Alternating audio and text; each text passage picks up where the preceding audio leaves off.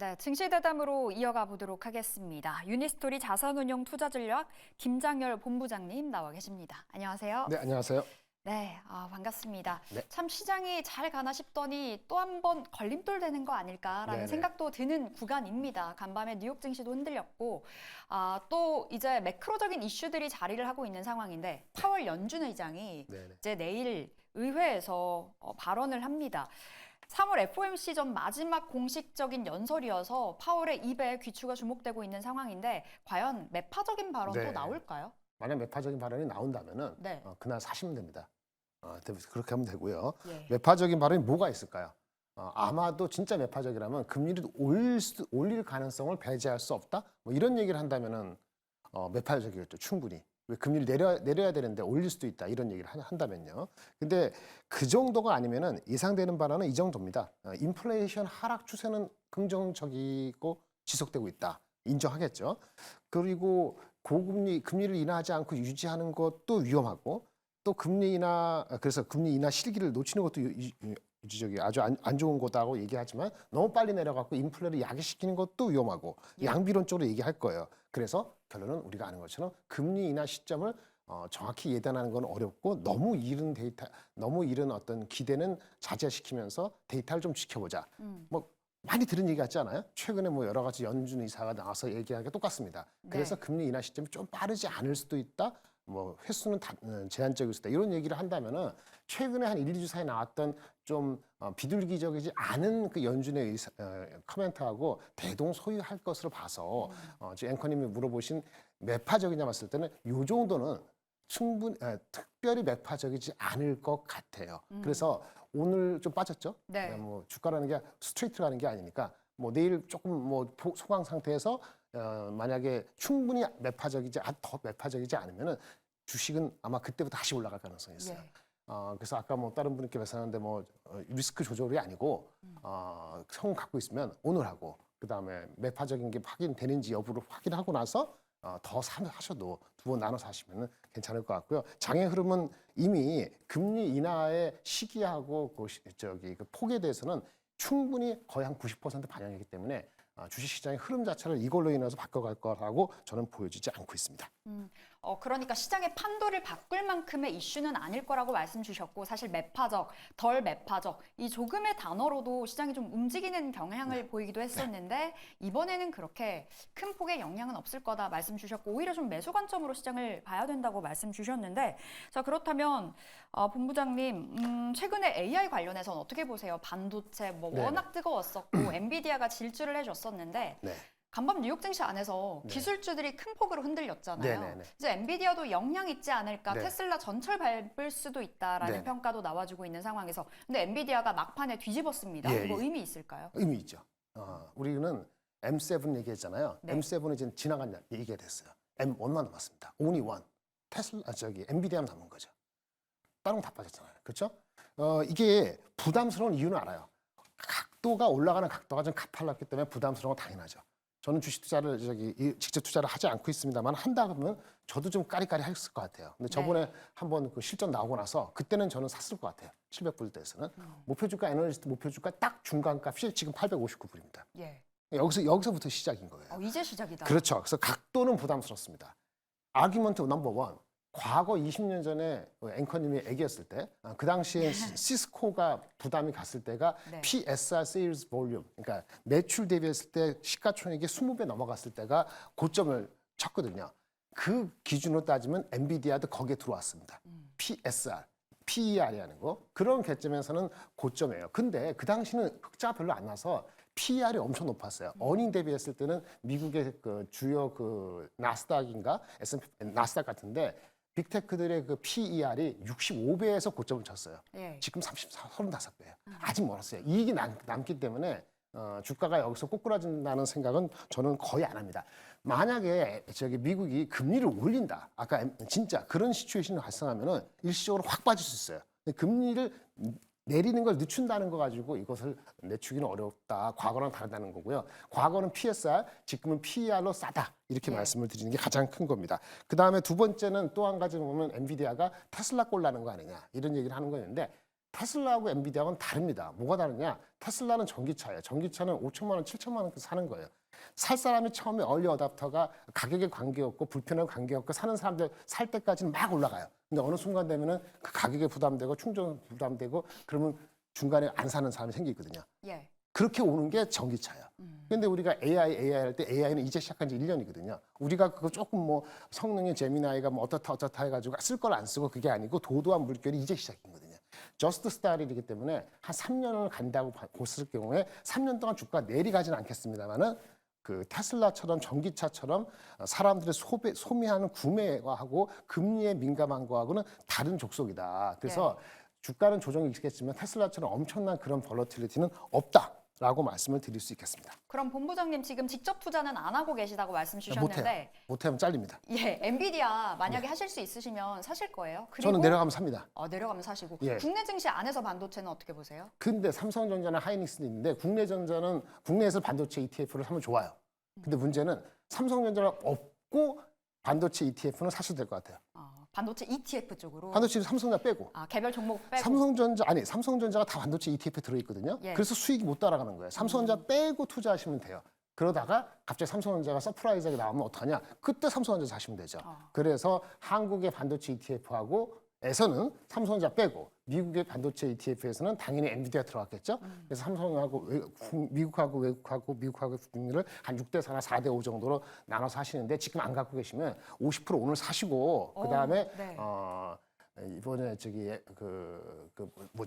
파월이 이상한 얘기 하면은 내려가면 사시든지 아니면 진짜 확신을 갖고 싶으면은 3월 18일에서 24일 날 중요한 게 나와요. 3월 18일에는 엔비디아가 컨퍼런스를 하고요. 3월 21일에는 마이크론이 실적 발표됩니다. 그때 확인하시고 올라갈 때 사시든지 두 가지 방법밖에 없을 것 같습니다. 일단 내려갈 때 사든지 아니면 올라가는 거 확인하고 사든지 결국에는 사자. 나눠서 한 3번 정도 나눠서 하면 되죠. 예. 팔고 물러날 때가 아니라는 걸 말씀드리는 거예요. 결국에는 사자 쪽으로 그렇죠. 결론이 났는데 엔비디아를 말씀 주신 겁니다. 국내 증시 안에서는 삼성전자는 좀 보수적으로 봐주셨고요. 반도체 ETF 쪽으로 눈길 줘보겠습니다. 자, 그렇다면 본부장님, 미국 주식 안에서 애플은 대체 어떻게 봐야 될지 애플과 관련해서는 뭐 워낙 말들이 많고 네네. 애플카 이제 안 하잖아요. 네, 그렇죠. AI 선택했는데 네네. 이제 관련해서 뭐 과징금 이슈도 있고요. 여러 가지 네네. 발목 잡는 이슈가 있더라고요. 예, 과징금도 안 좋은 얘기긴 하지만 그거는 예상을 못한 건 아닌데 지금 가장 큰 거는 애플은 칼을 버리고 AI를 해야 되는데 항상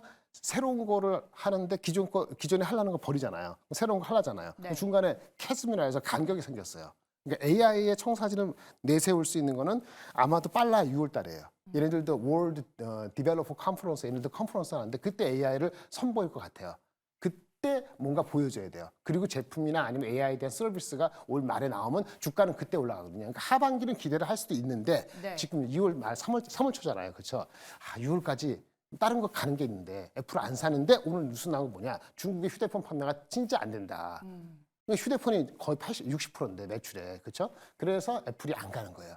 애플이 싸진 않습니다. 예. 좀 더 내려가고 기간 조정이 한두 달 더 간 다음에 월드 디벨로퍼 컨퍼런스 6월 초에 있는 거 이전에는 좀 관심을 가질 수 있는데 삼성이나 애플이나 약간 비슷한 처지다.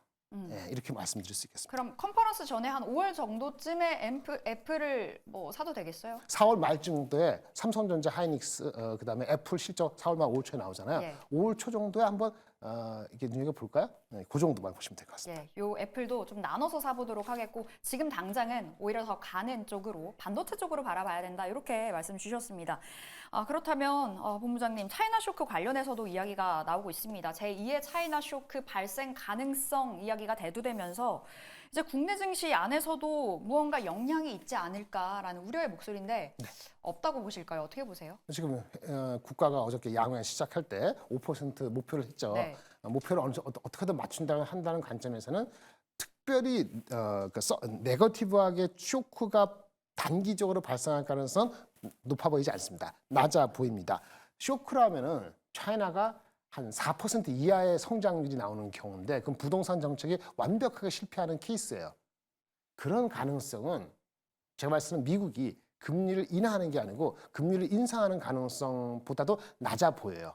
그래서 때문에 가능성은 낮은데 만약 그런 일이 발생한다면 한국 주식에도 안 좋죠. 만약 그렇게 하면 아마 중국은 한 10% 빠질 것이고 한국은 그거 영향으로 한 2.5%는 빠질 거예요. 예. 왜? 한국이 중국에 대한 의존도가 그래도 수출에서 20% 가까이 되니까 중국이 10% 빠지면 한국도 2% 빠지는 거 맞죠.